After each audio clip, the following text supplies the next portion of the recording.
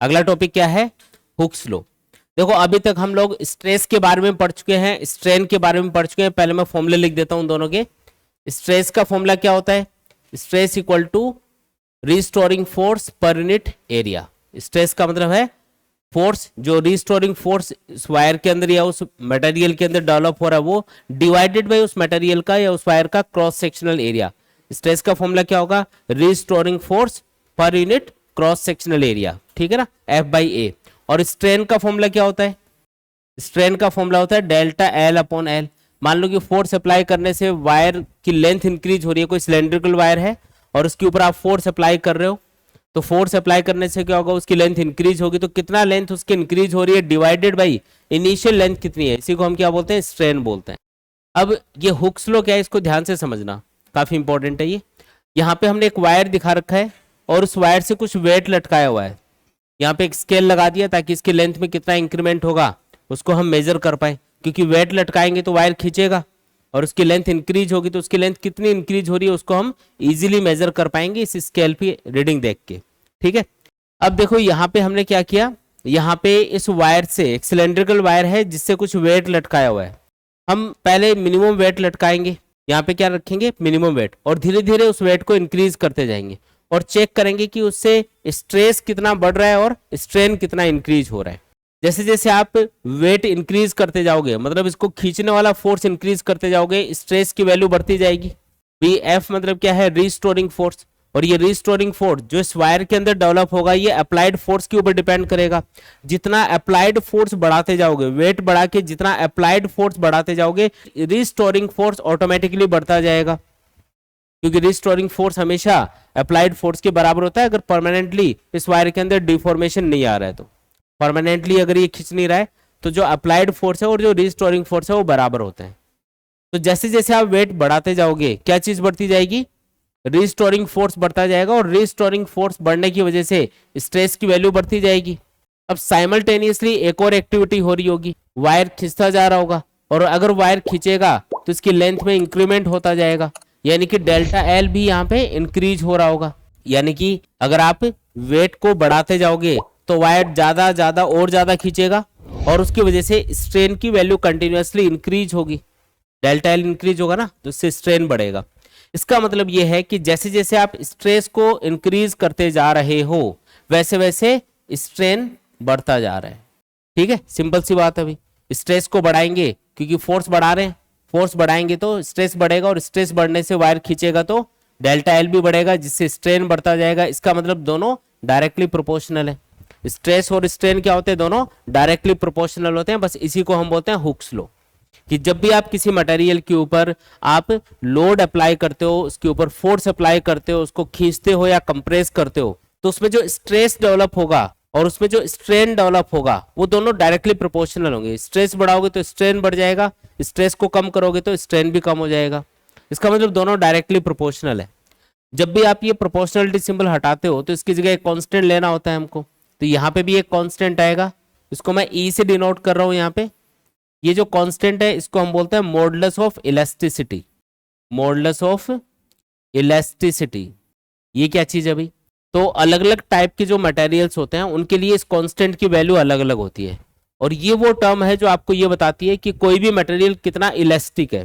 जो ज्यादा elastic material होगा उसके लिए मॉडुलस ऑफ इलास्टिसिटी की वैल्यू ज्यादा होगी। जैसे मान लो कॉपर और स्टील को आप कंपेयर करो, सपोज करो, तो अगर स्टील के लिए अगर मॉडुलस ऑफ इलास्टिसिटी की वैल्यू ज्यादा है तो इसका मतलब वो ज्यादा इलास्टिक है, और कॉपर के लिए अगर मॉडुलस ऑफ इलास्टिसिटी की वैल्यू अगर कम है, ये कैलकुलेट करना होता है हमको। कैलकुलेट करने के लिए आप ये फॉर्मूला यूज कर सकते हो, modulus of elasticity equal to stress divided by strain. इस फॉर्मूले से कैलकुलेट कर लेंगे। अब जिस मटेरियल के लिए मॉडुलस ऑफ इलास्टिसिटी की वैल्यू ज्यादा आएगी, आप अलग अलग वायर चेंज कर करके देखो, यहाँ पे सेम तरीके से लोड बढ़ाते जाओ उनके ऊपर, देखो कि स्ट्रेस कितना अप्लाई, स्ट्रेस कितना डेवलप हो रहा है और स्ट्रेन कितना डेवलप हो रहा है, फिर उनका रेशियो ले लो, तो उससे अपने पास उस मटेरियल का मॉडुलस ऑफ इलास्टिसिटी आ जाएगा। ये कांस्टेंट वैल्यू होती है किसी एक पर्टिकुलर मटेरियल के लिए। जैसे कॉपर के लिए फिक्स वैल्यू होगी, एल्यूमिनियम के लिए फिक्स वैल्यू होगी, स्टील के लिए फिक्स वैल्यू होगी। तो आपको कंपेयर करना हो ना कि कौन सा ज्यादा इलास्टिक मटेरियल है, तो आपको क्या देखना है कि मॉडुलस ऑफ इलास्टिसिटी कौन से वाले मटेरियल के लिए ज्यादा है। जिस मटेरियल के लिए मॉडुलस ऑफ इलास्टिसिटी ये वाली वैल्यू ज्यादा होगी, वो ज्यादा इलास्टिक होगा। ज्यादा इलास्टिक होने का मतलब उसके ऊपर आप जब लोड अप्लाई करोगे तो अपनी शेप चेंज कर लेगा, और जब आप लोड हटा लोगे तो वापस से परफेक्टली अपनी इनिशियल स्टेट में आ जाएगा। जो जितना परफेक्टली अपनी इनिशियल स्टेट में आ पाता है ना, वो उतना ही ज्यादा इलास्टिक माना जाता है। जैसे रबर और स्टील में से ज्यादा इलास्टिक कौन है, अगर कंपेयर करना हो तो आपको लगेगा रबर ज्यादा इलास्टिक है, लेकिन स्टील ज्यादा इलास्टिक होता है। कौन ज्यादा इलास्टिक होता है?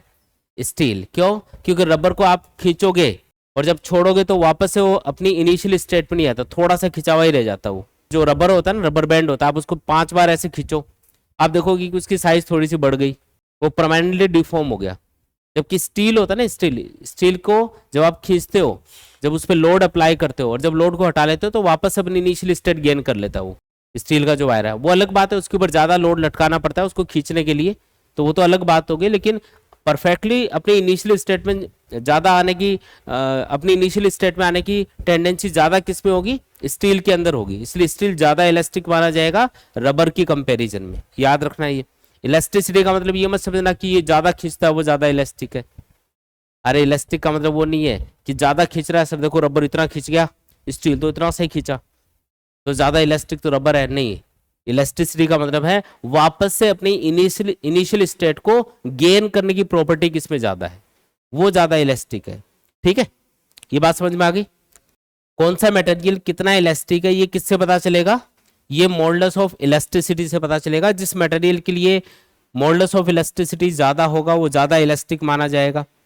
अब मॉडुलस ऑफ इलास्टिसिटी आप कैसे कैलकुलेट करोगे? तो इसके लिए आप जो कोई भी मटेरियल है जिसके लिए आपको ये वैल्यू कैलकुलेट करनी है, उसके ऊपर कुछ लोड अप्लाई करो, उससे उसमें स्ट्रेस कितना डेवलप हो रहा है वो कैलकुलेट कर लो, उससे उसमें स्ट्रेन कितना डेवलप हुआ, इन फॉर्मूलों से उनको कैलकुलेट कर लो, दोनों को डिवाइड करके सॉल्व कर लो, तो उससे आ जाएगी वैल्यू। अच्छा, इसमें एक क्वेश्चन कई बार पूछा जाता है कि मॉडुलस ऑफ इलास्टिसिटी क्या स्ट्रेस और स्ट्रेन के ऊपर डिपेंड करता है? तो आपको लगेगा कि मॉडुलस ऑफ इलास्टिसिटी स्ट्रेस के डायरेक्टली प्रोपोर्शनल है और स्ट्रेन के इनवर्सली प्रोपोर्शनल है, तो ऐसा नहीं है। इन दोनों के ऊपर ही ये डिपेंड नहीं करता है। क्यों? क्योंकि जैसे आप स्ट्रेस को बढ़ाओगे स्ट्रेन ऑटोमेटिकली बढ़ जाएगा, क्योंकि दोनों क्या है? डायरेक्टली प्रोपोर्शनल है। डायरेक्टली प्रोपोर्शनल का मतलब समझते हो? अगर आप एक को डबल कर दोगे तो दूसरा ऑटोमेटिकली डबल हो जाएगा। डायरेक्टली प्रोपोर्शनल का मतलब ये है, अगर आप स्ट्रेस को बढ़ा के डबल कर दोगे तो स्ट्रेन अपने आप ही डबल हो जाएगा। तो ये भी 2 टाइम्स हो गया, ये भी 2 टाइम्स हो गया, 2 से 2 कैंसिल, आंसर तो वही आया, रेशियो तो वही आया ना। इसका मतलब मॉडुलस ऑफ इलास्टिसिटी इस बात पे डिपेंड नहीं करता है कि कितना स्ट्रेस अप्लाई कर रखा है, कितना स्ट्रेन उसमें डेवलप हो रहा है, इस बात पे डिपेंड नहीं करता है। हाँ, आप इस फॉर्मूले से उसको कैलकुलेट भले ही कर सकते हो, लेकिन ये नहीं बोल सकते कि मॉडुलस ऑफ इलास्टिसिटी की वैल्यू स्ट्रेस और स्ट्रेन के ऊपर डिपेंड करती है। डिपेंड करना अलग बात होगी, डिपेंड करने का मतलब स्ट्रेस बढ़ा दिया तो ये चेंज हो गया, जबकि ऐसा नहीं है। स्ट्रेस बढ़ाओगे तो स्ट्रेन भी चेंज होगा और ये रेशो उतना का उतना आ रहा होगा। मतलब मॉडुलस ऑफ इलास्टिसिटी कांस्टेंट रहेगा किसी भी पर्टिकुलर मटेरियल के लिए। ठीक है, तो फिर किस चीज के ऊपर ये मॉडुलस ऑफ इलास्टिसिटी डिपेंड करता है?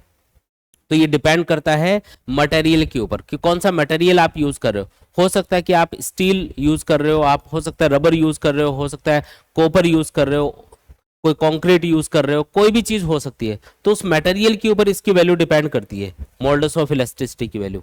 तो याद रखना मटेरियल पे डिपेंड करेगा, ना तो उस वायर की या उस जो बॉडी है जिसके लिए आप इसको कैलकुलेट करो उसकी शेप पे डिपेंड करेगा, ना उसकी साइज पे डिपेंड करेगा, सिर्फ मटेरियल के ऊपर डिपेंड करेगा। और उसके अलावा टेम्परेचर पे भी डिपेंड करेगा, टेम्परेचर के ऊपर भी ये डिपेंड करता है। क्योंकि जैसे आप टेम्परेचर इंक्रीज करते हो, अगर आप किसी भी मटेरियल का टेम्परेचर बढ़ाओगे तो उससे क्या होगा, जो इंटरमोलिकुलर फोर्सेस लगते हैं ना मॉलिक्यूल्स के बीच में या एटम्स के बीच में, जो इंटर एटॉमिक या इंटरमोलिकुलर फोर्सेस लगते हैं वो वीक हो जाते हैं।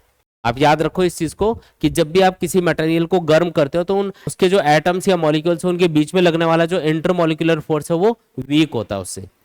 और वीक होने से क्या होगा, जो इलास्टिक प्रॉपर्टी है वो कम हो जाएगी उसके अंदर। जो इलास्टिक प्रॉपर्टी है वापस से अपनी इनिशियल स्टेट में आने की किसी भी बॉडी के अंदर वो इंटरमोलिकुलर या इंटर एटॉमिक फोर्सेस की वजह से ही आती है। तो अगर इंटर एटॉमिक या इंटरमोलिकुलर फोर्स वीक हो रहे हैं, इसका मतलब जो मटेरियल है वो अपनी इनिशियल स्टेट में उतना नहीं आ पाएगा जितना पहले आ रहा था, क्योंकि उसके अंदर इंटरमोलिकुलर फोर्सेस कम रिस्टोरिंग फोर्स डेवलप करेंगे। और कम रिस्टोरिंग फोर्स की वजह से क्या होगा, वापस से मटेरियल अपनी इनिशियल स्टेट में नहीं आ पाएगा। इसका मतलब इलास्टिक प्रॉपर्टी वो खो रहा है अपनी। जितना ज्यादा गर्म करोगे ना मटेरियल को, उतना ही उसकी इलास्टिक प्रॉपर्टी कम होती जाएगी। और इलास्टिक प्रॉपर्टी को कौन शो करता है? Modulus of elasticity. इसका मतलब अगर इलास्टिक प्रॉपर्टी कम होती जा रही है टेम्परेचर बढ़ने के साथ साथ मटेरियल की, इसका मतलब मॉडुलस ऑफ इलास्टिसिटी भी क्या होता जाएगा? कम होता जाएगा। आई बात समझ में? अगर इलास्टिक प्रॉपर्टी किसी भी रीजन की वजह से कम हो रही है, अगर इंटरमोलिकुलर फोर्सेस टेम्परेचर बढ़ने से कम हो रहे हैं, तो इसका मतलब मटेरियल कम इलास्टिक होता जाएगा, और कम इलास्टिक होने का मतलब उसका जो मॉडुलस ऑफ इलास्टिसिटी है वो भी कम होता जाएगा। ठीक है, तो ऐसे थ्योरेटिकल क्वेश्चन भी बनते हैं इसके ऊपर, बिल्कुल आसान एकदम। ठीक है, बाकी हुक्स लॉ इतना ही है, स्ट्रेस एंड स्ट्रेन ये दोनों एक दूसरे के डायरेक्टली प्रोपोर्शनल होते हैं, इसी को बोलते हैं हुक्स लॉ। आया समझ में? आसान है एकदम। ठीक है।